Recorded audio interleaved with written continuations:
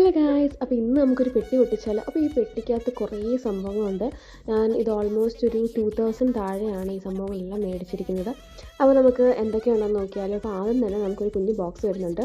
അപ്പം ഇതിനകത്തൊരു sponge, black and white acrylic paint, പിന്നെ അതോടൊപ്പം ഗ്ലൗസ്, വാൾപുട്ടി, പിന്നെ അതിൻ്റെ കൂടെ ഒരു സ്പൂണും ഒരു പെയിൻറ്റ് ബ്രഷും കൊണ്ട് തന്നിട്ടുണ്ട്.